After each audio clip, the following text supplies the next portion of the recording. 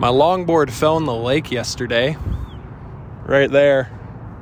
So I'm really bummed about that. Yeah, it was my first ever board of any kind. I never owned a skateboard or a longboard before. It was my first one. And yeah, I was pretty sentimental about it. I was sitting on the steps basically, just kind of reflecting. I literally had just finished doing a meditation about loving yourself, and I was feeling, a lot more at peace with myself and the universe and stuff. And literally I leaned back to respond to a text, and I accidentally bumped into my board, and it just kind of went down the steps and into the water. This is Tempe Town Lake, and literally almost the entire lake, which is man-made, has walls which would stop something from going in. But I decided to sit at the stairs where you can actually sit at water level. And sure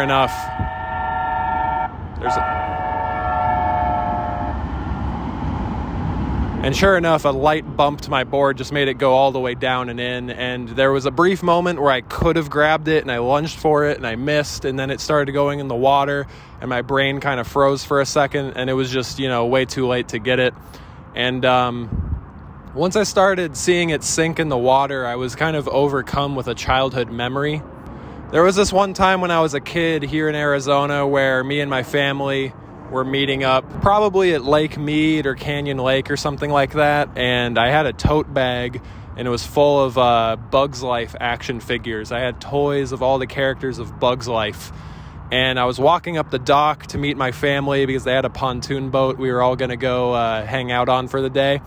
And sure enough, I was holding Stick Bug, and I dropped him in the water, and the Stick Bug character just sank vertically. And there was a brief moment, where I thought maybe my grandpa would get it.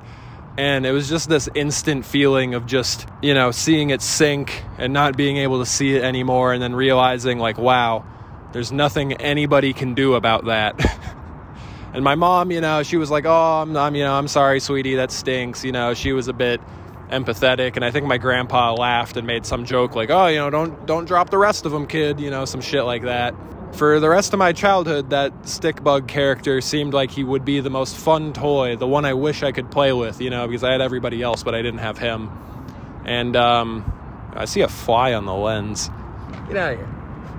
And yeah, so yesterday, when my board went into the water and it started sinking vertically, and I could see the back two wheels and it was going down, this is kind of known and made fun of for being a pretty dirty lake. It's pretty murky. People don't really go swim in it. Some people go canoe or rowboat. But when the board started sinking down, it was mere seconds before I couldn't see it anymore.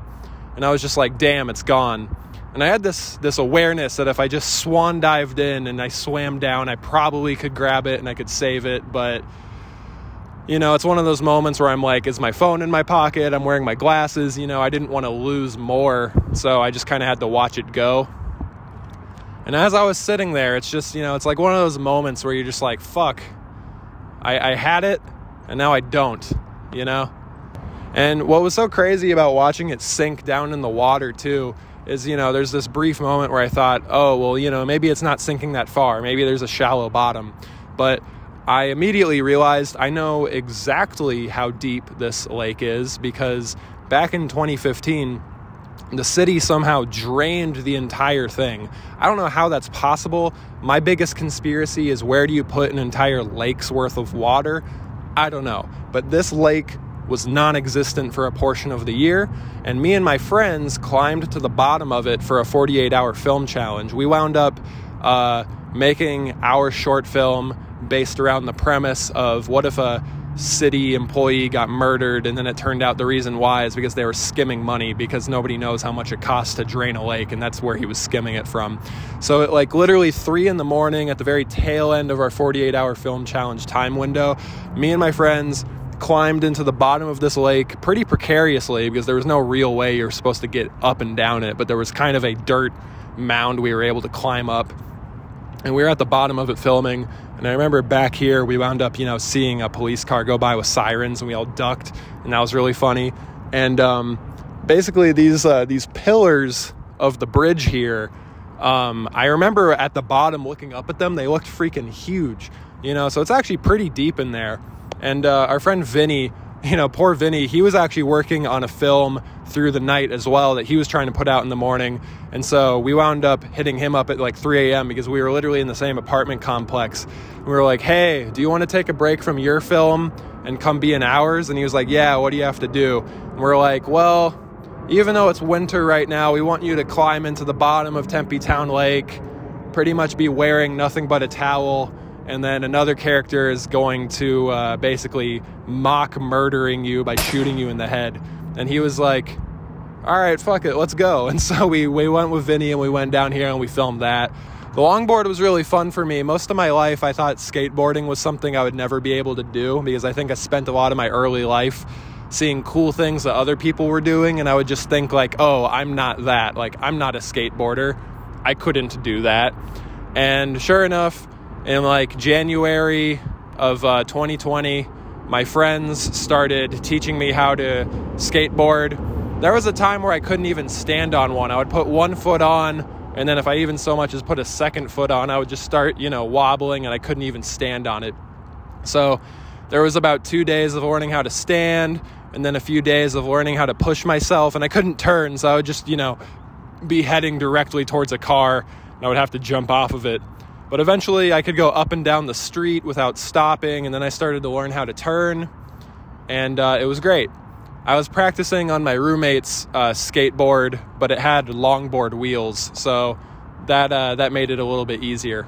In the very beginning of March of 2020, my good friend Michael Scott, he and I would go to the park on the other side of the lake, which is where most people hang out, and they have this giant round of concrete, and we would go there and we would just kind of skate in circles. He would be doing cool tricks and I would just watch him and film him in slow-mo. But I would skate in circles and just kind of learn how to do it. And there's a long bridge down there that connects that side to this side. And we would go down it and then up to about where I am here and then go all the way back. And it was really great, fun time. It was my favorite time of the year, weather-wise. And it was just really fun.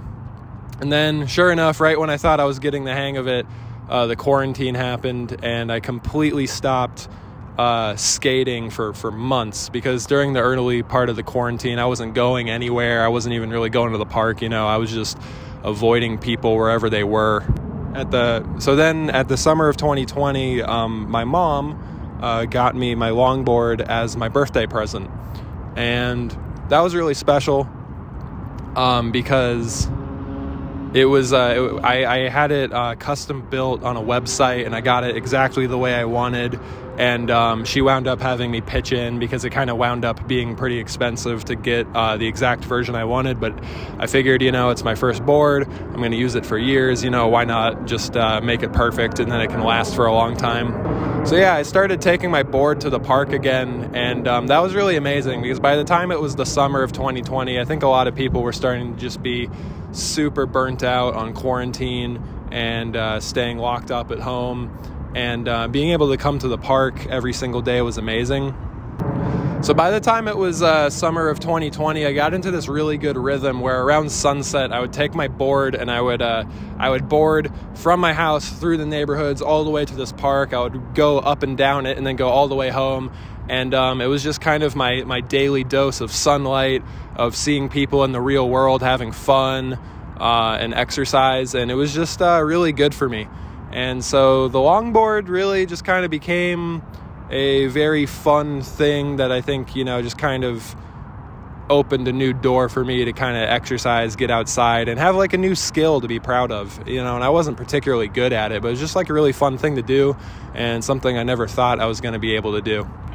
Yeah, you're okay. Yeah. And, obviously I can just buy another one. It's going to be fine. And, people say skateboards are kind of made for replacing. They break all the time. People even lose them. This one was just kind of special to me because it was my first one ever. And also it's pretty much the last birthday present my mom ever gave me. She wound up passing away 7 months later after my birthday. Actually, pretty much exactly, because my birthday is July 4th and she passed away on February 3rd. So pretty much exactly 7 months later, my mom passed away. And I don't know, it was just a very meaningful last birthday present to get from her. It made me very happy. It's something I was using a ton every day. And, you know, she always made an effort to take a lot of interest in our interests, so I could tell that it made her happy to get me something that I was interested in, even as an adult. You know, as a kid, she helped us get into Pokemon, and now as an adult, I think it's cool that I decided to get a little bit into skating, and she was able to help with that. I actually have footage of when I originally opened my skateboard, because I was making a personal video when the guy knocked on the door delivering it.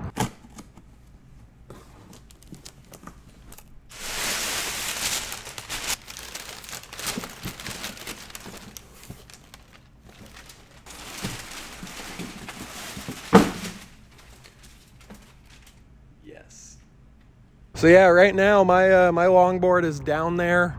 It is forever going to be a piece of Tempe Town Lake unless somebody wants to come here with a comically large net or hook and skewer it up for me. You know, part of me feels like, dang, it's like right there. But the other part of me thinks with the way the water moves, for all I know, it's like way out there, just somewhere randomly, you know, just rolling around at the bottom, being pushed by the water. Maybe fish are nibbling at it. I don't know if they like to eat wood or what, but yeah. I've actually never stepped on this dock before, and when I was setting up my camera for it, it felt completely secure, but from my perspective right here, it looks like I'm just very afraid of it falling into the lake. That would really fuck me up, because honestly, I don't even know if I would be able to dive in and save it, and that would be very ironic for this video. When I walk around on this thing, it shakes, and it was scaring me a little bit. I don't even know if I'm allowed to be on this thing, but it's like, if I'm not, who's going to enforce it? I don't know. Are those people on rowboats just going to come get me? Who's to say? Yeah, I would say the most of the park and what is considered the park is on the other side where there's grass and people walking around.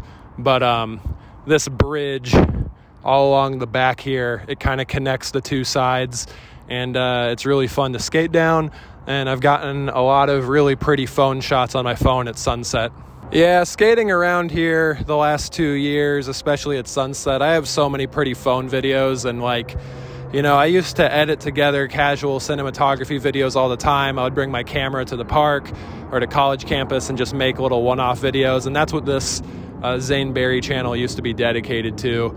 And now I just have a plethora of footage, and I'm like, I don't know if I should dedicate a whole bunch of time to editing really pretty videos but using phone footage, or what to do about the fact that most of them are vertical, but sometimes I get horizontal.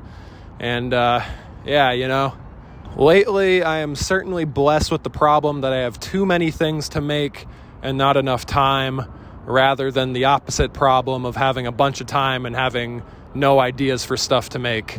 But I'm sitting on a ton of footage, and I'd love to make stuff, but this also just kind of felt like an opportunity to make an entire video in one day and just kind of make a sour situation into something a little bit funny and a little bit pretty as well.